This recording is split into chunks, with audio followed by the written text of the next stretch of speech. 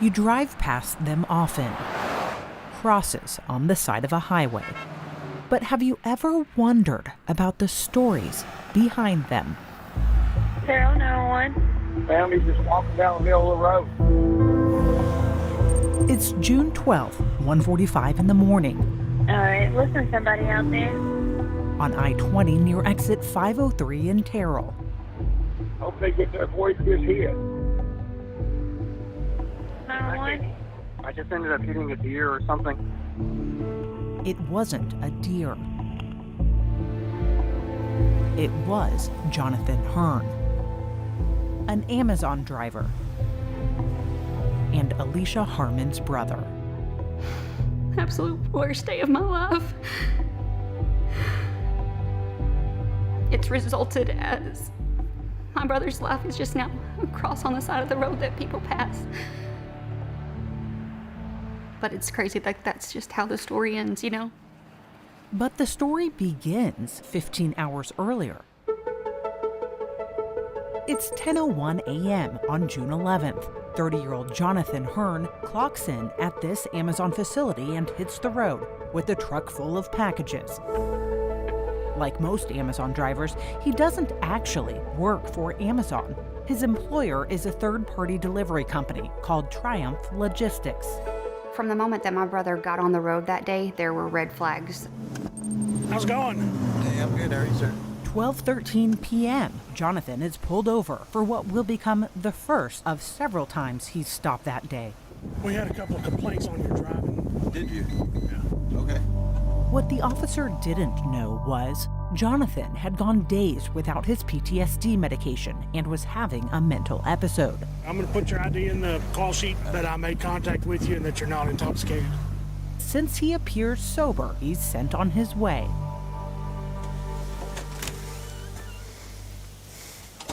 Everybody okay? Yeah.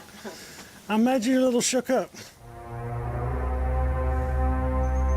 About an hour later, police body camera shows Jonathan drives his Amazon van through a customer's yard, eventually getting stuck in the woods behind her house. The homeowner calls the cops. I don't know where to start. I've been doing this a long time, and this just doesn't make any sense at all. Dumbfounded, To the center. officers call in a state trooper to give Jonathan a sobriety test. Okay. Your sentences are coherent. You're not stumbling. I don't smell anything. The story is kind of disturbing. Do you have PTSD or something? I do have PTSD, but it's never been an issue. I think you should take the rest of the day off and talk to your employer. Still concerned about his safety, the state trooper follows Jonathan. While en route, his dash cam captures this video of Jonathan's van swerving off the road. There's no penalty. Does not affect your record. The trooper pulls him over and issues Jonathan a warning for failure to drive in a single lane and refers his license to the state's mental advisory board for review, writing, Jonathan is suffering from PTSD and possible lack of medications. We are leaving from Forney, Texas. Next, he calls Jonathan's supervisor at Triumph Logistics to tell him that Jonathan is unsafe to drive and asks someone to come pick him up. Okay. All right. 4:25 p.m., Jonathan's supervisors arrive to take custody of him and the van. About an hour later, they return to the Amazon facility.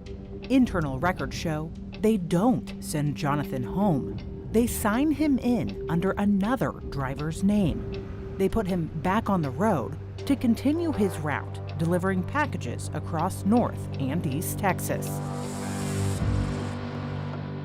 I can't believe that anybody would even do that. They didn't care. Why do you think that they didn't take him off the road? Because they needed the packages delivered. Back on the road, Jonathan's unusual behavior continues. He fails to deliver most of his packages. Instead, photos show he opens them and fills them with trash. And just look at his communications with his supervisors at Triumph Logistics. They look like gibberish. Amongst each other, his supervisors write, "This is bizarre behavior, and I'm wondering if the cop was right." 8:25 p.m., Jonathan returns to the Amazon facility. He gets in his personal vehicle and drives aimlessly for hours until his truck runs out of gas along I-20.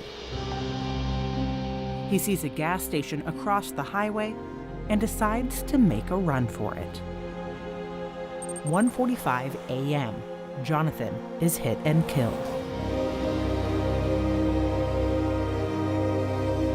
We were best friends. I miss every single thing about him every single day. That is extreme negligence that they didn't get him off the road and get him help. Shelby Cocking is a former dispatcher for Triumph Logistics. She says Amazon's delivery service partners, called DSPs like Triumph, often manipulate Amazon's system by checking in drivers who are unfit to drive under other drivers' names. The DSPs do it, she says, to keep their drivers on the road longer than Amazon allows, increasing the number of packages delivered and increasing the amount the DSP gets paid. I've been seeing it happen more and more. Yes, it does happen a lot.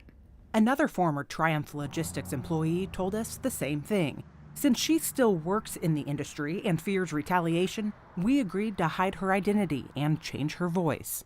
The reason why I want to speak out is because I myself was placed in a position to drive when I shouldn't have. I only had one eye that was operating, and they still put me behind the wheel. A driver that's out on the road when they should not be could kill somebody easy. John Trapani is the owner of Triumph Logistics and Jonathan's boss. He declined to answer our questions. Amazon told us they were unaware of this issue until we called. They sent a statement saying, "We are working with our delivery service partner Triumph Logistics to fully investigate the allegations and will take any appropriate action once that's complete." If somebody just took the time to care and intervene that day, instead of everything continuing and snowballing, if the bosses had done the right thing and taken him off the road and not put him back out, there's no telling there could be a different outcome than having to visit a side marker on the side of the road. In Dallas, I'm Charlotte Huffman.